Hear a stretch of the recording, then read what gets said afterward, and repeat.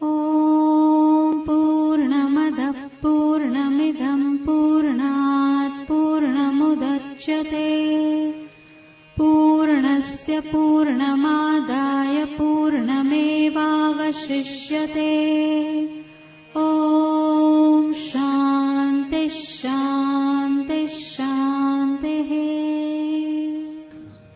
अथर्ववेदीय प्रश्न उपनिषद शांति पाठ।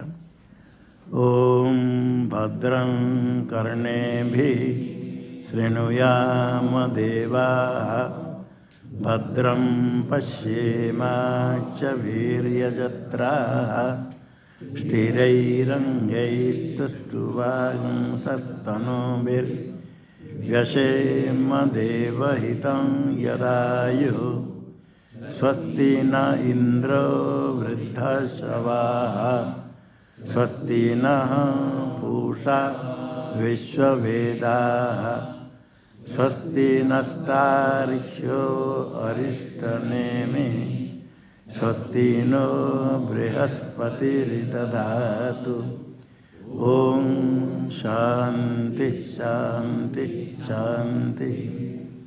शंकरं शंकराचार्यं केशवं बादरायणं सूत्रभाष्यकृतौ वन्दे भगवन्तौ पुनः पुनः।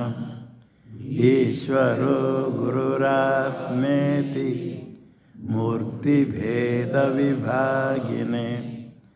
व्योमवद्व्याप्तदेहाय दक्षिणामूर्तये नमः। ओम शांति शांति शांति।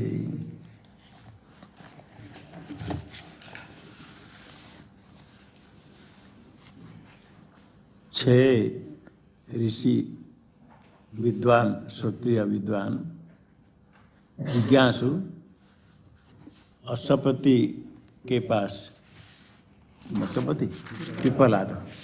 पिपलाद के पास एक वर्ष रहने के बाद कबंधी कात्यायन ने पूछा कुतो हवा इमा प्रजा प्रजायन्ते थी, ब्राह्मणादि प्रजा कैसे कहाँ से उत्पन्न हुए, ये प्रश्न किया।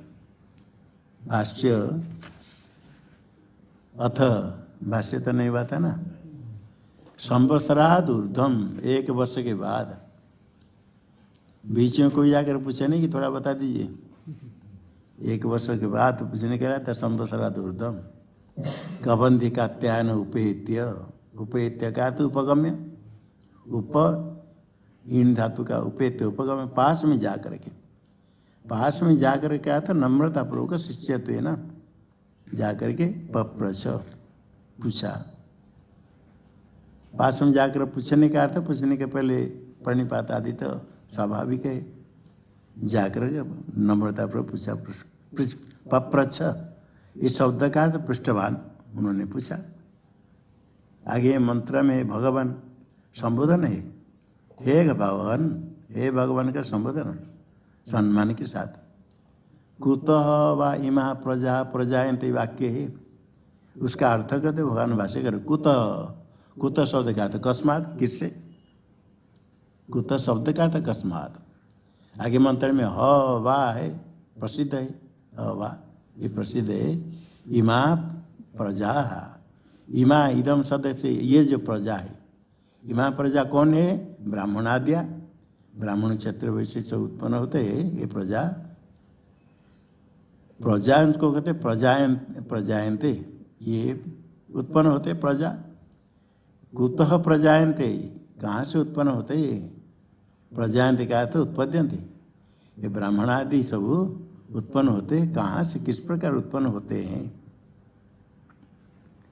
यहाँ शंका है, अपर ब्रह्म में निष्ठा थे, परब्रह्म अन्वेषण करने के लिए आचार्य के पास गए।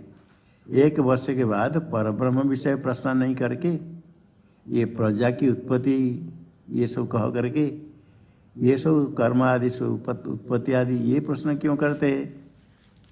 तो यही अभिप्राय है, भगवान भाष्यकार कहते प्रश्न करने का अभिप्राय क्या, अपर विद्या कर्मणो समुचितयोर यत् कार्यम या गतिश तद वक्तव्यम इति तदर्थोयम प्रश्न। अपर विद्या, अपर विद्या क्या है? तो विद्या यहाँ उपासना है। अपर विद्या सगुण ब्रह्म विद्या, सगुण ब्रह्म की उपासना। निर्गुण ब्रह्म तो ज्ञेय है, निरुपाधिक ब्रह्म ज्ञेय है, और जहाँ ध्येय उपास्य है वो सगुण अपर विद्या। अपर विद्या अपर ब्रह्म विद्या, अपर ब्रह्म की उपासना। उपासना के साथ जब तक गृहस्थ आश्रम में है, आश्रम धर्म कर्म भी करना पड़ता है। केवल कर्म करे उपासना नहीं करे वो भी ठीक नहीं, ईशावास्य में निंदा की गई। और केवल उपासना में रत हो गए, कर्म छोड़ दिया, वो भी नहीं। समुचित अपर विद्या सगुण उपासना के साथ भी अब आश्रम धर्म कर्म, कर्म समुचित विद्या इसको कहते, विद्या समुचित कर्म। समुचित है दोनों मिला करके अनुष्ठान करेंगे।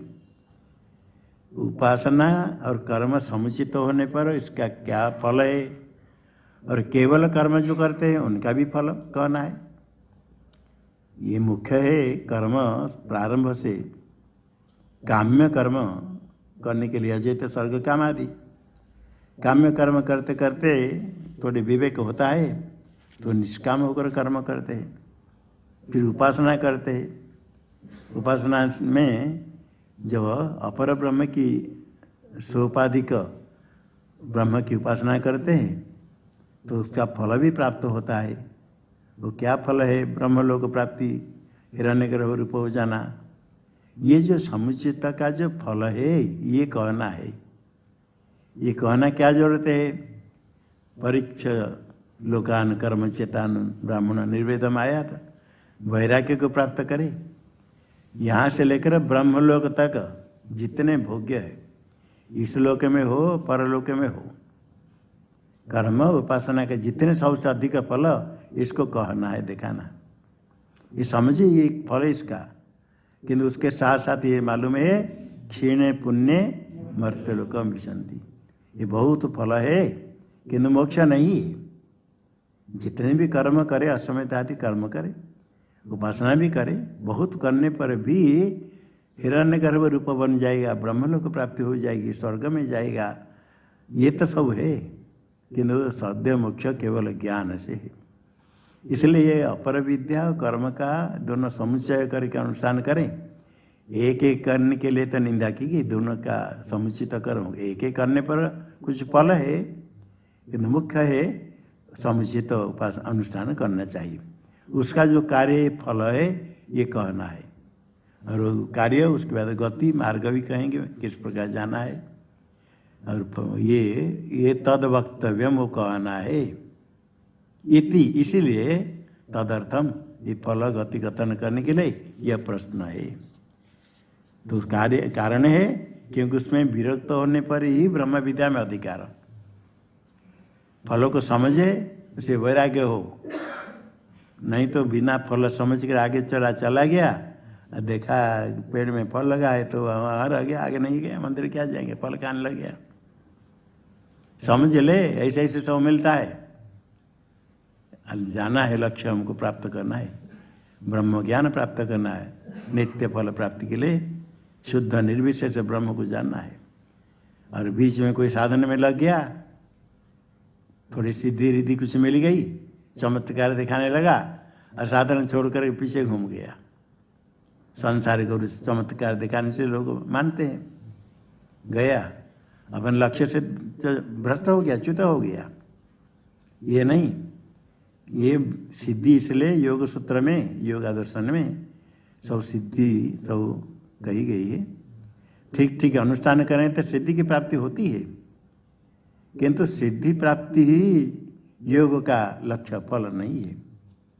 हाँ, सिद्धि थोड़े पहले मिलने पर इतने निश्चय हो जाएगा साधक को कि साधन करने से जो शास्त्र में कहा गया ऐसे होती है तो कुछ प्रगति हो रही, किंतु ये सब प्रतिबंधक है।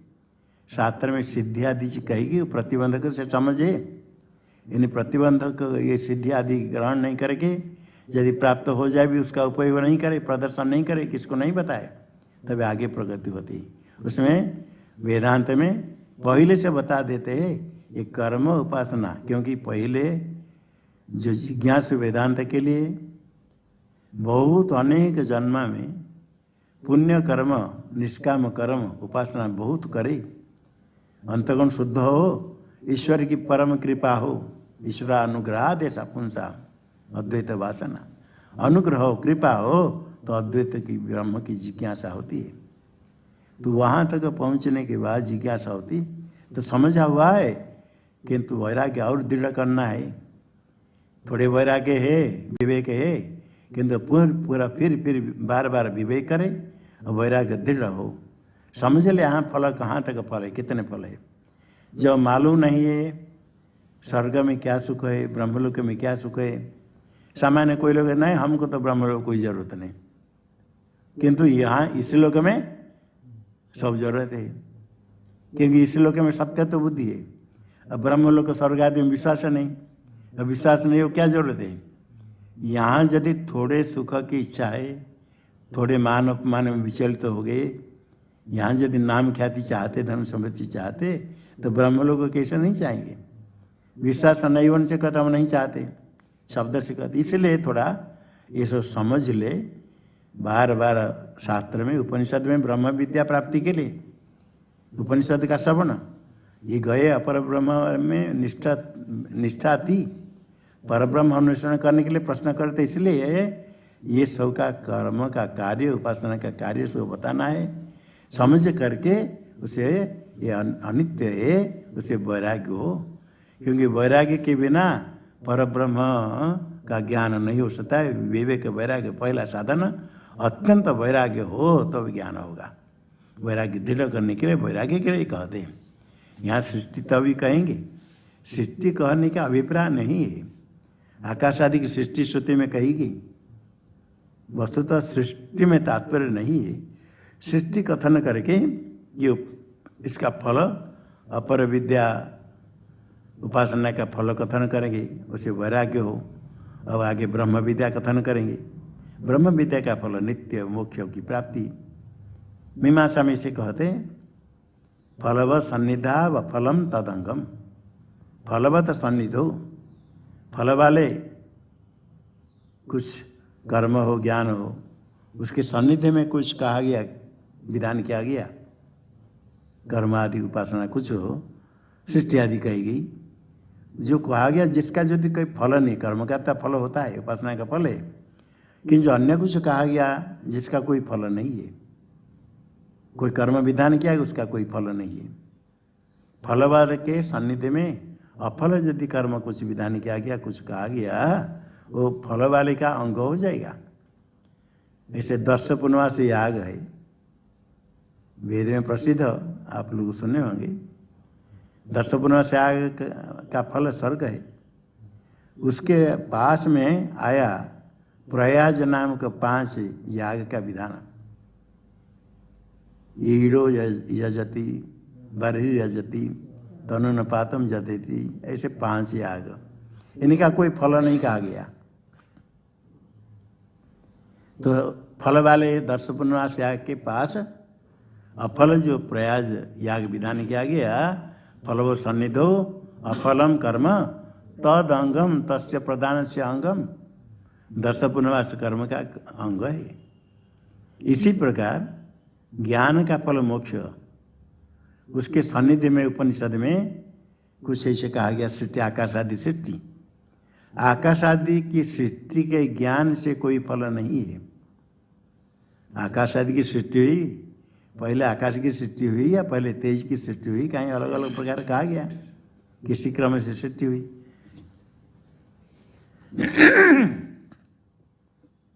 इसका फल कुछ नहीं कहा गया, अफलम तदंगम, वही ज्ञान के लिए ये साधन है, अंग है। अंग उसे किस प्रकार अंग होगा, सृष्टि कथन करके आरोप करेंगे, अध्यारोप करेंगे। आकाश आदि सृष्टि हुई ब्रह्म में, उपादान कारण में कार्य रहता है। तंतु से पट बना, पट तंतु के बिना नहीं रहता है, तंतु में ही रहता है जो तो पट है। मिट्टी से घट बना तो मिट्टी में रहता है। ब्रह्म से जगत बना तो ब्रह्म में है, ब्रह्म भिन्न में नहीं है। इसे नीचे हो गया ब्रह्म में है। फिर ब्रह्म में जो कार्य है, तंतु से बना गया पट तंतु से अलग नहीं है, तंतु के बिना नहीं रहेगा।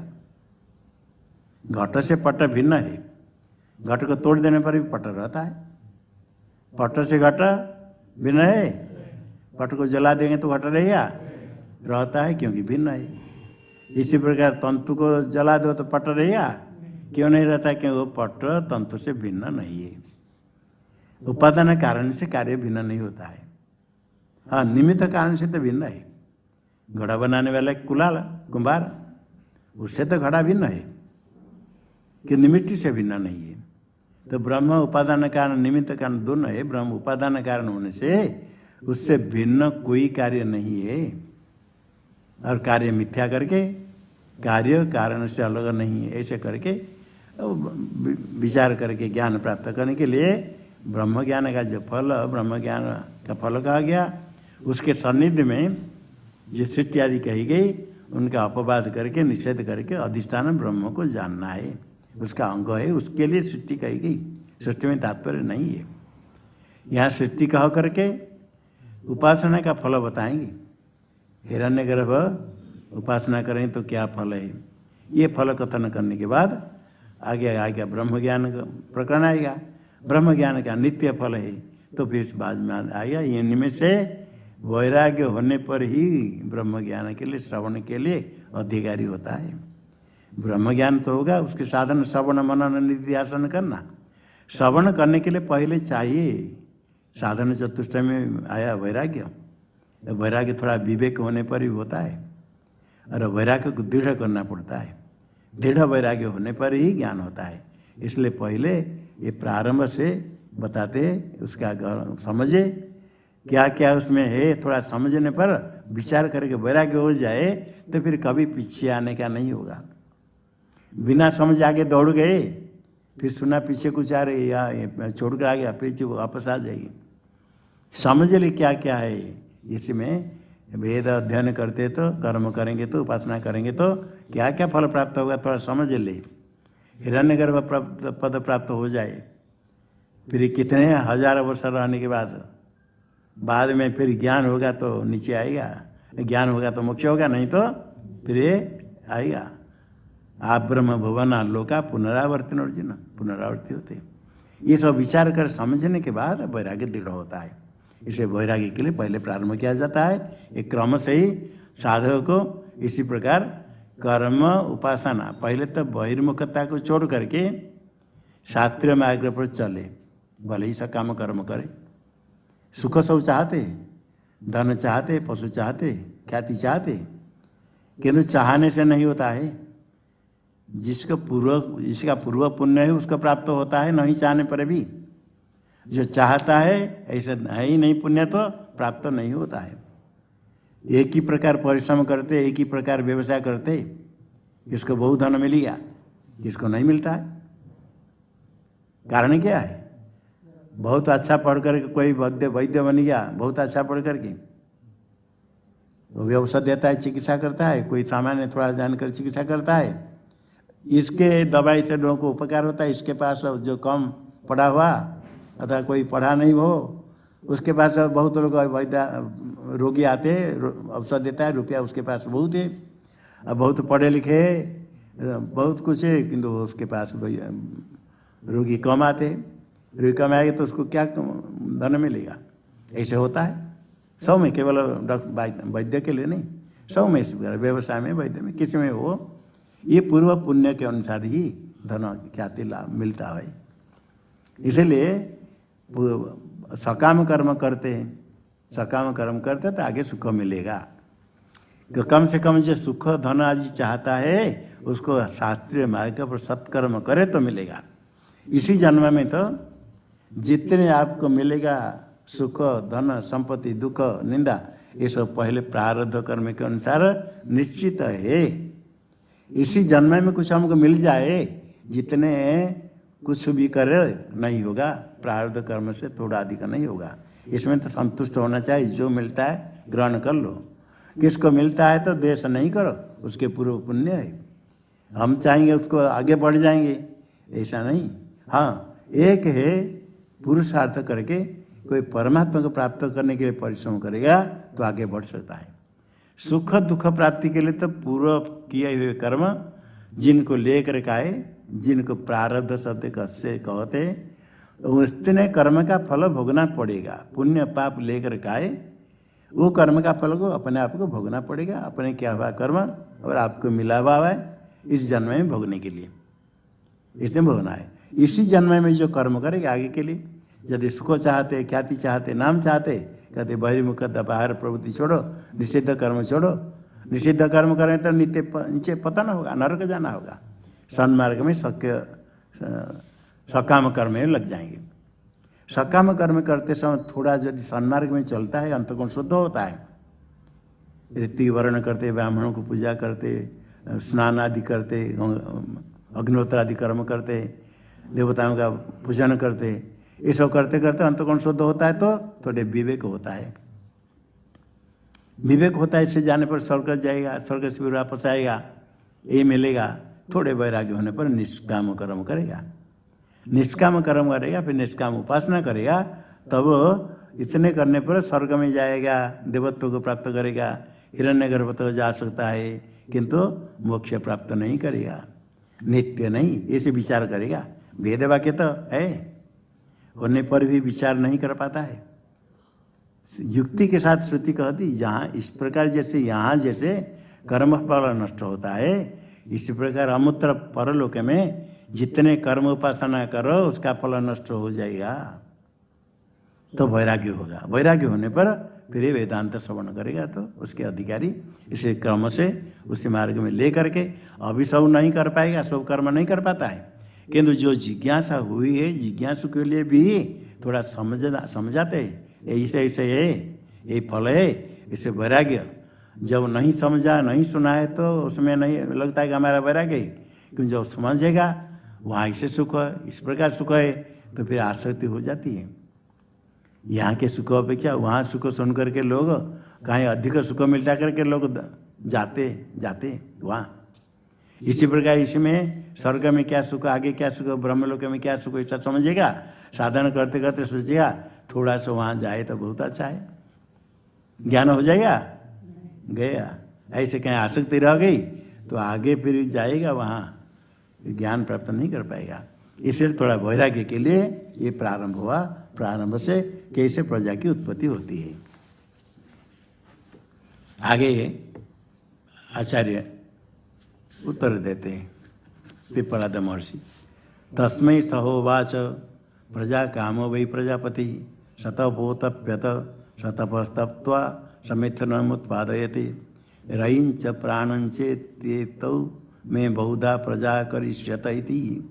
तस्मै, तस्मै कात्यायन के लिए, कबंधी के लिए उसको कहा।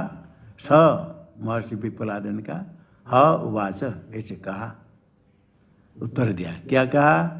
प्रजा काम वही प्रजापति। प्रजापति पहले काम हुए थे, प्रजा की इच्छा करते थे, प्रजा काम, प्रजा को चाहने वाले प्रजापति।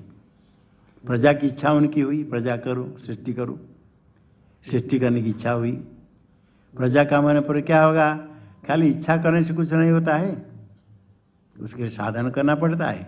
उन्होंने भी सतपो तप्यत, उन्होंने तप किया। तप में विभिन्न प्रकार तप है, किस समय कौन सा तप है। वहाँ सृष्टि करने के लिए जो तप है वो विभाष्य में आएगा। जब सृष्टि करने की इच्छा हुई तो तप किया, कैसे सृष्टि करना है। ज्ञान पूर्व कल्प में उपासना करके प्रजापति पद को प्राप्त किया है। पहले उपासना करके उस समय मैं ही प्रजापति ऐसे चिंतन करता था। जगत सृष्टि करने वाले हिरण्यगर्भ है, पहले जीव है, उपासना करके हिरण्यगर्भ पद को प्राप्त करता है। तो पहले उपासना करते समय जैसे सृष्टि क्रम पूर्व कल्प में जैसे सृष्टि क्रम वेद में है, इसी सृष्टि क्रम को विचार किया। ज्ञानमय तप, वही तप है। सृष्टि कैसे करना है, ज्ञान चाहिए। सृष्टि क्रम किस प्रकार सृष्टि हुई थी उसको विचार किया। पहले उपासना पूर्व कल्प में करने से संस्कार सब है, वो संस्कार को उसको लेकर के विचार किया, ज्ञान रूप तप विचार किया। सतपो तप्य तप किया, तप करने के बाद ही सतपस तप्त्वा, पूरा तप करके श्रुति में जैसे कहा गया सृष्टि क्रम जैसे उसका विचार किया, निश्चय जब हुआ समिथुनम उत्पादयते, मिथुन की उत्पादयते से लौट लगा रखा वर्तमान वेद में, इसे उत्पादन किया बनाया। मिथुन शब्द मैथुन कर्म के लिए पुरुष स्त्री संबंध के लिए लोक में प्रसिद्ध है, किंतु मिथुन युगल दो जोड़ा, यहाँ पुरुष स्त्री अभिप्राय नहीं, द्वंद्व दो की उत्पत्ति किया। क्यों उत्पत्ति किया? उत्पत्ति करने का क्या अभिप्राय कि इससे आगे मैं सृष्टि करूँगा, सब ब्राह्मण आदि प्रजा बनाने के लिए पहले दो मिथुन का तो द्वंद्व दो जोड़े। कौन जोड़े दो? कौन है? रईंच प्राणंच, एक रई और एक प्राण। रई है धनवाच का शब्द है, उसको धन शब्द से भोज्य जातों को लेकर के सारे धन से भोग होता है, जितने भोग्य पदार्थ सब लेकर के आगे मंत्र में कहेंगे सोम कह करके अन्न को रई शब्द से कहा। और प्राण है भोक्ता, प्राण है अग्नि है आदित्य है, उसको प्राण शब्द से कहेंगे। प्राण है भोग करने वाला, भोक्ता है अग्नि आदित्य, एक सोम है एक आदित्य, ऐसे अग्नि और सोम, अग्नि सोम ऐसे करके आगे बताएंगे। एक रई है भोग्य जितने है और भोक्ता है प्राण। भोक्ता होता है अत्ता खाने वाला, ग्रहण करने वाले, भोग करने वाले, और भोग्य हो गया अन्न, अन्न और अत्ता, अग्नि और सोम, प्राण है अग्नि तो सोम हो गया रई। इसी प्रकार आगे स्वयं मंत्र में कहेंगे। रई हो गया भोग्य सोम और प्राण है अग्नि, ये दोनों को बनाया। प्राणंच इति ये तो, ये दोनों, मैं क्या अर्थ मेरा, मेरी प्रजा, बहुधा प्रजा करिष्यत, बहुत प्रकार प्रजा करेंगे, ये दोनों मिलकर के प्रजा की उत्पत्ति करेंगे। इस अभिप्राय से दो को बनाया। बनाया किस प्रकार? क्या सामग्री ला करके? वो सत्य संकल्प है, संकल्प मात्र से बना दिया। जैसे संकल्प किया ऐसे ही हो जाता है। संकल्प मात्र से जब विचार किया, तप किया, ऐसे तप करने से सामर्थ्य आ जाता है। जैसे संकल्प करते ऐसे हो जाता है। परमात्मा ने इसे संकल्प करके, ये सृष्टि संकल्प मात्र से, ऐसे विचार करते ही हो गया। चाहने पर भी नहीं होता है, किंतु जो ऐसे तप क्या हो सामर्थ्य है तो चाहने से हो जाता है। जीव कुछ बहुत चाहता रहता है, मिलता कुछ नहीं, किंतु संकल्प करता रहता है, मनोराज्य देखता रहता है, सोचता ऐसा हो जाएगा, ऐसा हो जाएगा, मैं ऐसे बन जाऊँ, राष्ट्रपति बन जाऊँ, मंत्री बन जाऊँ, सम्राट बन जाऊँ, है हो जाओ, क्या हो जाए, बात सोचता है। कम है, सोचते सोचते कुछ होता नहीं, फिर छोड़ता नहीं, कुछ लाभ नहीं होता है। हाँ, सामर्थ्य है तो जैसे संकल्प करके आज, यदि कोई ऐसे शास्त्र में आता है, यदि बिल्कुल संकल्प विकल्प नहीं करो, इच्छा कुछ भी नहीं करो, कम से कम 12 वर्ष तक ऐसे कुछ भी इच्छा नहीं रहे, फिर कभी कुछ इच्छा हो जाए तो हो जाएगा अपने आप। क्योंकि ऐसे होने पर जो इच्छा है ईश्वर के पास समर्पित, ईश्वर के चरण में समर्पित हो गया, अपनी इच्छा नहीं रखे, जो ईश्वर करते हो ठीक ही, अपने कुछ उसमें नानु नच विकल्प संकल्प कुछ नहीं विचार करने का, अपने बुद्धि छोड़ देना, परमात्मा जो करे हो ठीक ही। ऐसे करके यदि कुछ करता है तो उसके बुद्धि का नियामक तो परमात्मा है, उसके मन में कुछ का यदि इच्छा हो जाए तो ऐसे हो जाएगा। तो संकल्प में शक्ति है, तो ये इसमें संकल्प मात्र से सृष्टि बना दिया। देखो भाष्य में तस्मै, तस्मै कहते एवं पृष्ठवते, ऐसा जो पूछा कबंधी कहते ने पूछा, उसको कहा स उवाच, स्वयं पिपलाद महर्षि ने कहा उवाच। क्यों कहा? तदपाकरणाय आह, प्रश्न का संख्या की निवृत्ति के लिए, अपाकर निवृत्ति, संशय निवृत्ति के लिए उसके प्रश्न का उत्तर दिया। कहा पहले बताया था सर्वम वक्ष्यामि, 1 वर्ष के बाद पूछो तो जिसको जो चाहिए मैं जो जानता होगा तो कहूँगा। तो कहा क्या कहा? पहले यहाँ से उत्तर। प्रजा काम वही प्रजापति, ये है प्रजा काम। प्रजा काम, प्रजा क्या है? किसकी प्रजा? अपने ही प्रजा। आत्मन से अपने प्रजा। कोई पुत्र चाहता है तो अपने पुत्र चाहता है। प्रजा काम है अपने प्रजा। शिष्टृक्षु, सृष्टि करने चाहने वाले शिष्टृक्षु, सृष्टि करना चाहता है। स्वर्ग की इच्छा वाले प्रजापति, वे ही प्रसिद्ध है प्रजापति। वो प्रजापति क्या है? प्रजापति का सर्वात्मा, सर्वात्मा, सर्वात्मक है। ये हिरण्यगर्भ को कहा प्रजापति शब्द से। समष्टि सूक्ष्म सर्व अभिमानी है, सर्वदेवतात्मक, सर्वात्मक है सन। स्वयं सर्वात्मक हो तो है प्रजापति। क्या इच्छा किया? सृष्टि करने की इच्छा हुई। जगत स्रक्ष्यामि इत्येवं, ये विचार, जगत स्रक्ष्यामि, जगत की सृष्टि करूँगा। स्रक्ष्यामि का तो सृष्टि करूँगा, किसकी? जगत। इत्येवं विज्ञानवान, इसी प्रकार, ऐसा स्रक्ष्यामि इति, ऐसा एवं इस प्रकार विज्ञानवान, ऐसे जान करके ज्ञान विचार किया। पहले भी पूर्व कल्प में जीव मनुष्य था, और जीव होकर के शास्त्रीय मार्ग पर चलने पर, जैसे भी तैसे करने पर, फिर बाद में कर्म निष्काम कर्म करके फिर उपासना करने पर, तब उसका संस्कार रहता है। आगे दिया यथोक्तकारी, यथोक्तकारी, यथोक्तम करोते थे यथोक्तकारी।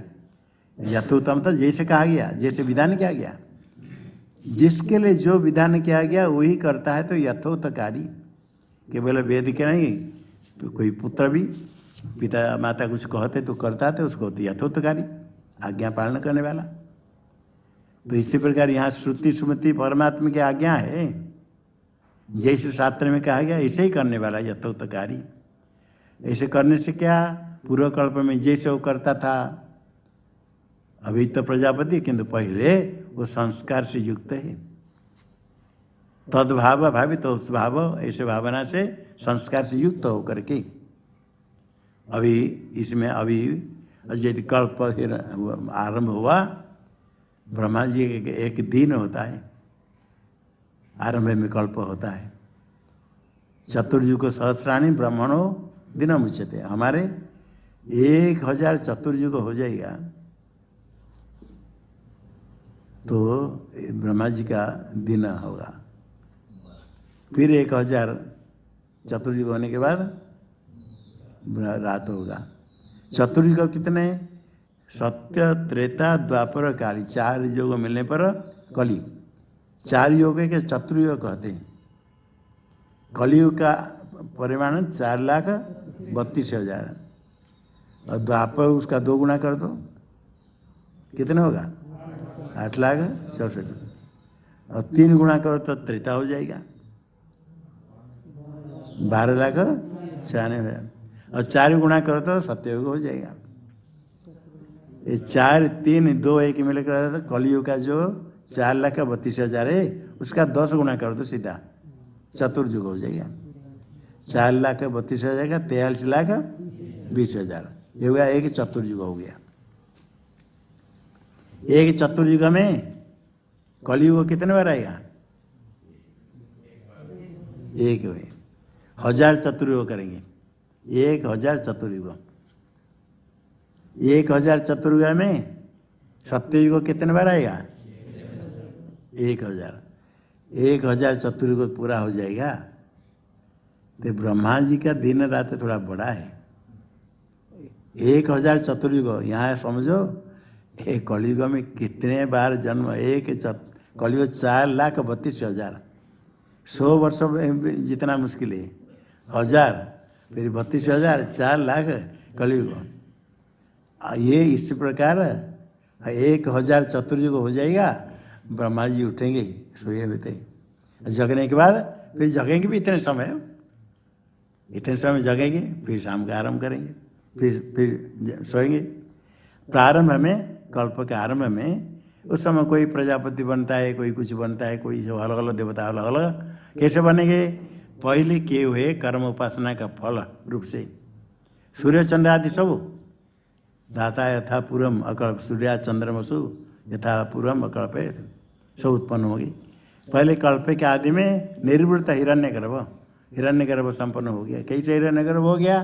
पहले ऐसे उपासना यथोक्त कार्य करके ऐसे भावना से युक्त हो करके संस्कार वाला हो करके उसके फल रूप हिरण्यगर्भ हुआ। हिरण्यगर्भ होने पर यही है प्रजापति। हिरण्यगर्भ प्रजापति कैसे? प्रजानाम प्रति प्रजापति। प्रजा कौन है? प्रजायन्ति प्रजा, जिनकी सृष्टि होते प्रजा है। सृज्यमाना नाम प्रजानाम स्थावर जंगमानाम पति सन। देखो प्रजापति शब्द का अर्थ क्या? समास है प्रजानाम पति प्रजापति। अब प्रजा क्या है? प्रजा शब्द का अर्थ सृज्यमान, प्रजायन्ति थी जो उत्पन्न होते। सृष्टि का विषय प्रजा है, सृज्यमान प्रजा। सृज्यमान तो प्रजा वो कौन से किसकी सृष्टि होती? स्थावर जंगमाना, यही प्रजा है। स्थावर स्थिर रहने वाले, जंग में चलने फिरने वाले। पेड़ पौधे भी स्थावर है, पत्थर आदि स्थावर है, जंग में पशु पक्षी आदि ये जितने उत्पन्न होते सबका ये पति है, इसलिए प्रजापति। प्रजाओं के प्रति प्रजापति। सारे कार्य की उत्पत्ति सब प्रजा है। ब्राह्मण क्षत्रिय आदि प्रजा है, पशु पक्षी आदि प्रजा है। स्थावर जंगम पेड़ पौधे सब के पति है प्रजापति सन। प्रजापति होने से क्या हुआ? सब प्रजा काम वही प्रजापति। सृष्टि करे प्रजापति क्या क्या? सतपो तप्यत। अभी यहाँ तक हो गया प्रजा काम वही प्रजापति। उसके बाद सतपो तप्यत। अभी प्रजापति होकर के फिर तप किया। कैसे तप करेंगे? जन्मांतर भावितम ज्ञानम। अन्य पूर्व जन्म में जैसे उपासना किया था ऐसे भावित ज्ञान, और उसको वेद में कैसे सृष्टि दी, कैसे हिरण्यगर्भ श्रुति के द्वारा जो अर्थ कहा गया तद विषय का ज्ञान उसका था। वो जैसे पहले ज्ञान था उसी ज्ञान को आलोचना करके अभी विचार किया। वो संस्कार है, और विचार किया, स्मरण हो जाएगा। जैसे पहले कुछ करते समय पहले कुछ क्या है थोड़ा सोचते हैं और फिर स्मरण में आ जाता है। पूर्व जन्म में जन्मांतर भावित जो ज्ञान है श्रुति के द्वारा प्रकाशित तो कहा गया। पहले क्या है? जो हिरण्यगर्भ बनता है ये सामान्य उपासना से कोई हिरण्यगर्भ नहीं बनेगा। ब्रह्म लोग को जानने के लिए तो बहुत कर्म ये अश्वमेध आदि कर्म कुछ उपासना से तो है। अहंग्रह उपासना है, मैं ही हिरण्यगर्भ हूँ। ऐसे उपासना करते करते बिल्कुल यदि अहंग्रह उपासना में अत्यंत तादात्म्य हो जाए जीवित अवस्था में तब तो हिरण्यगर्भ हो जाएगा। थोड़ी कम होगा तो ब्रह्मलोक में जाएगा। इसी प्रकार अलग अलग है, फल भेद भी हो जाता है। अहंग्रह उपासना सब उपासना में श्रेष्ठ है। भेद दृष्टिया उपासना तो प्रसिद्ध है। मैं ही हूँ समष्टि प्राण हिरण्यगर्भ। हिरण्यगर्भ जो है मैं हूँ। वस्तु तो एक ही चिद्रूप आत्मा, वही माया विष्ट होकर के ईश्वर उसका नाम हुआ। अपंचीकृत भूत उपाधि का हो गया तो उसका नाम हिरण्यगर्भ हो गया। पंचीकृत भूत उपाधि वाला समष्टि शरीर वाला हो गया तो उसका नाम विराट हो गया। और एक ही शरीर में कारण उपाधि हो गया तो प्राज्ञ हो गया। एक व्यष्टि शरीर सूक्ष्म शरीर में अभिमान हुआ तो तेजस हो गया। एक व्यष्टि स्थूल शरीर में अभिमान आया तो उसका नाम कौन? विश्व कौन हो गया? यही आत्मा। जो आत्मा निर्विशेष है, जो आत्मा माया उपाधि को ईश्वर होता है, वही आत्मा ये स्थूल शरीर उपाधि वाला होकर के उसका नाम विश्व हो गया। ये दूसरे कोई आत्मा नहीं, एक ही ये अलग अलग उपाधि लेकर अलग अलग दिखता है। एक ही आकाश सब के अंदर है। घड़ा के अंदर का आकाश को घटाकाश, मठ के अंदर आकाश का नाम मठाकाश, गुफा के अंदर गुहा के अंदर गुहाकाश, कमंडूले उसके अंदर आकाश कमंडूल आकाश, घर का आकाश। इसी प्रकार नाम अलग होगा किंतु आकाश एक है। एक ही आकाश सब के अंदर है। इसी प्रकार एक आत्मा ही अलग अलग। वही जीव पहले अहम अस्मि हिरण्यगर्भ समष्टि प्राण में हूँ ऐसे उपासना, खाली बोलने के नहीं, ऐसे चिंतन करते करते इतने तादात्म्य हो जाए, उपासना करते करते इतने तादात्म्य हो जाए जीवित अवस्था में भी अपने अभिमान हो जाता है। ये संवर्ग विद्या छांदोग्य में है। एक उपासक संवर्ग ही वायु प्राण की उपासना करता था। उपासना करते करते इतने तादाद में हो गया, भिक्षा कर जाता है, भिक्षा मांगता ब्रह्मचारी। जब भिक्षा के लिए वहाँ सामने खड़ा होकर नारायण हरे बोल दिया, वो जो जिनके घर पर खड़ा था वो बड़े बड़े विद्वान थे। वो देखे ये देखो ये क्या कहता है, वो भिक्षा नहीं दे करके रहेगी। वो बोलता है जिसके लिए रोज रोज भोजन पकाते हैं वो अभी सामने खड़ा है, उसको भिक्षा नहीं देते हैं। अपने को वो ब्रह्मचारी नहीं मानता। जो प्राण हिरण्यगर्भ समष्टि है संवर्ग, अपने को संवर्ग मानकर खड़ा है, वो कहता है। तो फिर वो लोग आकर के भिक्षा देते हैं। तो इतना अभिमान है। ऐसे उपासना करते करते तादात्म्य हो जाए। ऐसे हो जाने से आगे जन्म में फिर वो हिरण्यगर्भ बनता है। तो उपासना करने में इसी प्रकार उपासना, ऐसे पहले श्रुति प्रकाशित अर्थ विषय तप, पहले जन्मांतर में इसे उपासना किया था। अहंग्र उपासना करने से वो श्रुति के द्वारा कहा गया, जैसे धाता यथा पूर्व सूर्या चंद्रमसु धाता यथा पूर्व अकल्पयन, तो अभी पूर्व कल्प में विचार करेगा कैसे श्रुति में ही कहा गया था श्रुति क्रम, वो विचार करके तद विषय का तप किया। तद विषय तप क्या है उसका ही चिंतन करना। चिंतन करते करते साफ दिखी जाएगा क्या क्या सृष्टि में आई थी। अभी कुछ पढ़े हैं, हठात कुछ होने पर याद नहीं होता है, फिर विचार करते हैं, विचार करने पर आ जाता है विश्व में। ऐसे पहले बहुत अभ्यास किया है, उपासना कर्म करके वेदार्थ समझान करके तो विचार करने से वही उसका तप है, ज्ञानमय तप। श्रुति के द्वारा जो कहा गया तद विषय का तप, उसका तपो देखो दिया आगे।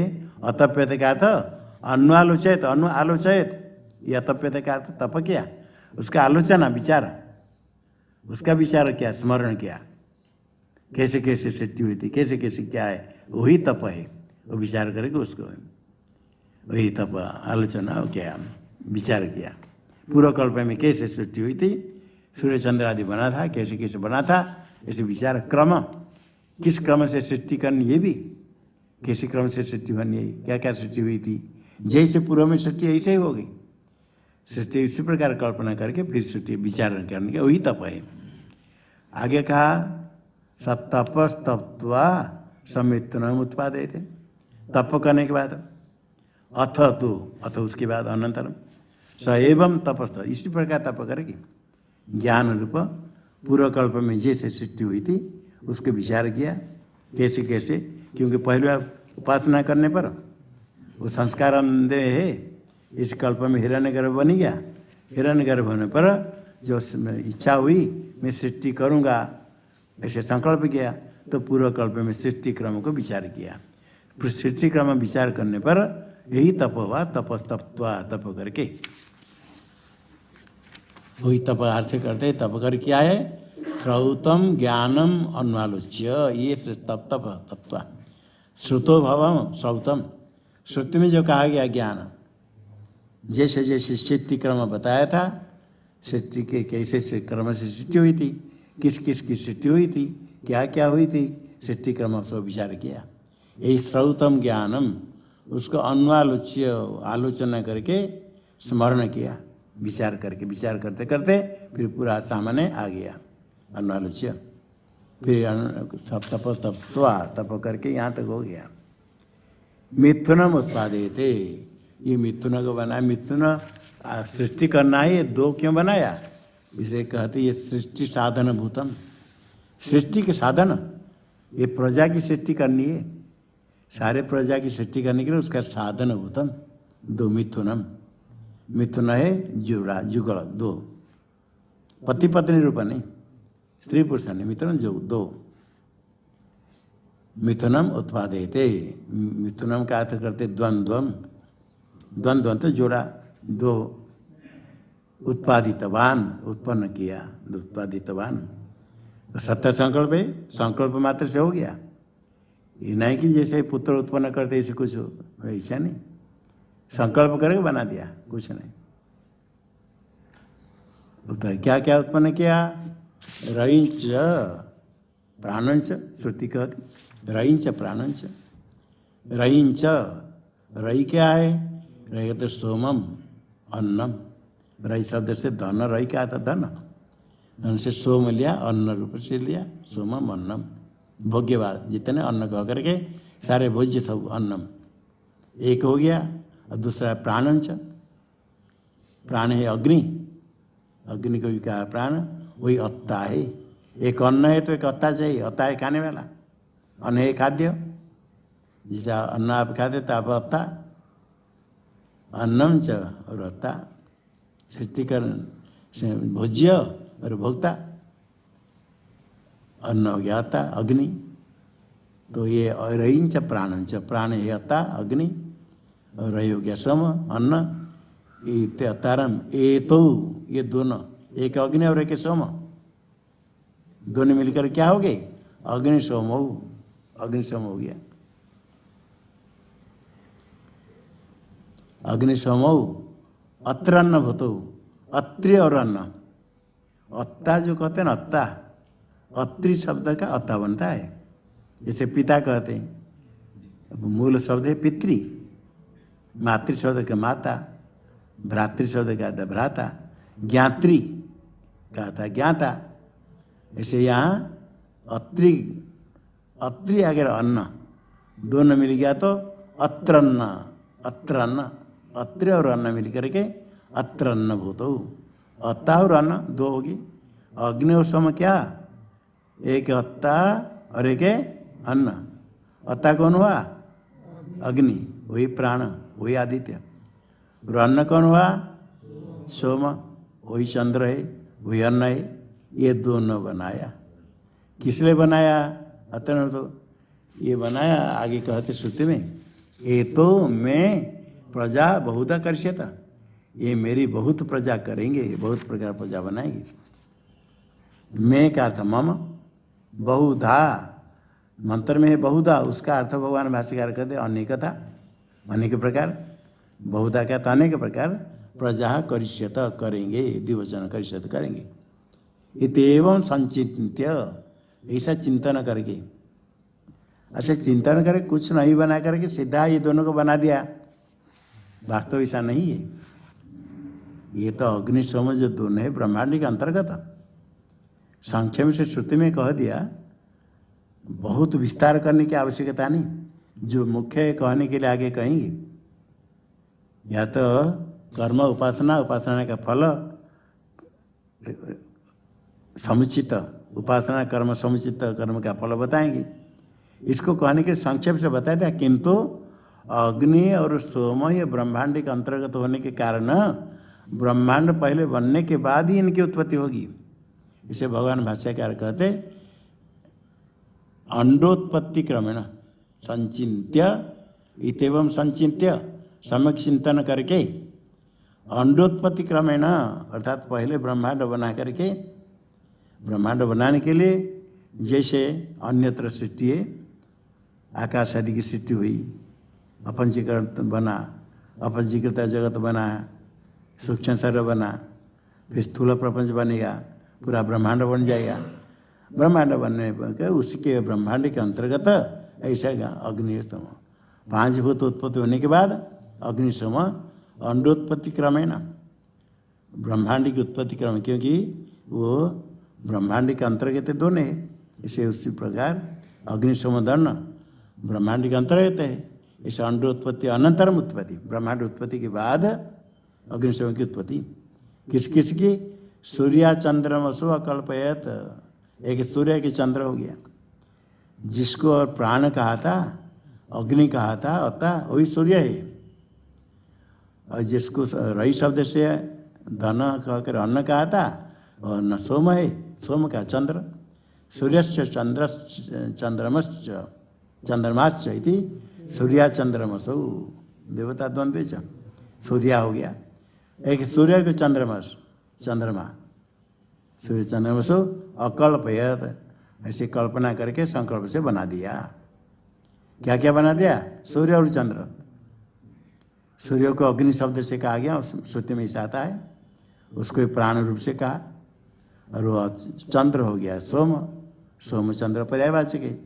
और कर्म में सोम उपयोग होता है। जितने अन्न सब हो भोज्य जातों को सोम शब्द से कहा। सूर्य और चंद्र, चंद्रमस शब्द है, चंद्रमस प्रथमांत चंद्रमा बनेगा। इसे चंद्रमा पुल्लिंग है। चंद्र, शशि, इंदु ये सब पुल्लिंग है। लोक में तो लड़की का नाम रखते हैं, इंदु नाम रखते हैं, शशि नाम, कोई लड़के का नहीं। हाँ, शशिधर कहेंगे, इंदु नाम रखते, लड़के नाम रखते। चंद्रमा नाम भी लड़का का नाम नहीं होता है, लड़की का नाम करते हैं, किंतु ये पुल्लिंग शब्द है। चंद्रमस, चंद्र है पुल्लिंग है, उसके शब्द से प्रयोग होता है। तो अग्नि और सोम ये दोनों, सूर्य और चंद्र ये दोनों को बनाया। ये सूर्य चंद्र बनाने का अभिप्राय क्या है? यही सूर्य चंद्र ही ये क्या है, आगे बताएंगे। दिन रात के लिए हो गया। हाँ, दिन रात सूर्य चंद्र से होते। दिन के सूर्योदय अस्त के अनुसार, रात है चंद्र के कारण सूर्यास्त हुए, रात आरंभ हुआ। रात आरंभ हुआ चंद्र होने पर फिर समाप्त होता है, फिर सूर्योदय होते। ये दिन रात करेंगे सो तिथि ह्रास बुद्धि होकर पूर्णिमा करके नक्षत्र होकर तिथि होती है। ये दिन रात करेंगे, दिन रात से पक्ष मास होगा, मास से संवत्सर बनेगा, संवत्सर होने पर सब ब्रीहवादी किस ऋतु से कौन धान गेहूँ आदि होते हैं। ये काल के द्वारा काल की उत्पत्ति, संवत्सर होने के बाद वो काल में अन्न होगा, अन्न होगा ब्रीहवादी। ब्रीहवादी अन्न भोजन करेंगे, पुरुष भोजन के अन्न रस क्रम से रहित होकर के फिर वो पुत्र आदि उत्पन्न करेंगे। इसी प्रकार ये सारे प्रजा की उत्पत्ति के लिए पहले बनाया सूर्य चंद्र। इसके द्वारा काल का निर्माण होगा, काल संवत्सर काल बनेगा, आगे बताएंगे। ये संवत्सर काल बना करके वो संवत्सर होकर के फिर संवत्सर होकर के अन्न आदि उत्पत्ति होगी। ये सब बताने के लिए है। चतुर्थ मंत्र हुआ, पंचम मंत्र देखो। ये दोनों सूर्य चंद्र की उत्पत्ति पहले हुई, प्रजापति ने बनाया सृष्टि करने के लिए। आदित्य हवे प्राणो रहिरेव चंद्रमा रहिर्वा एतत् सर्वं यन्मूर्तं च मूर्तं च तस्मात् मूर्तिरेव रहि। अरे जो रही और सोम कहा था पूर्व मंत्र में, थोड़ा इतने बता दिया था। रही च प्राणं च, रही क्या है प्राण क्या है, थोड़ा भगवान वास्य थोड़ा बता दिए। किंतु रही प्राण क्या है स्वयं मंत्र कहता है। आदित्य होवे प्राणो, तो प्राण जो कहा था, प्राण क्या है? आदित्य है, सूर्य है। समझ जा रहा है किसी? अच्छा अच्छा अच्छा, हमें पौनी सोचा। हाँ। ओम भद्रं कर्णेभिः शृणुयाम देवाः, भद्रं पश्येमाक्षभिर्यजत्राः, स्थिरैरङ्गैस्तुष्टुवागंसस्तनूभिर्व्यसेम देवहितं यदायुः। स्वस्ति न इंद्रो वृद्धश्रवाः, स्वस्ति नः पूषा विश्ववेदाः, स्वस्ति नस्तार्क्ष्यो अरिष्टनेमिः, स्वस्ति नो बृहस्पतिर्दधातु। ओम शांति शांति शांति। शंकरं शंकराचार्यं केशवं बादरायणं सूत्रभाष्यकृतो वन्दे भगवन्तौ पुनः पुनः ईश्वरो गुरुरात्मेति मूर्तिभेदविभागिने व्योमवद्व्याप्तदेहाय दक्षिणामूर्तये नमः।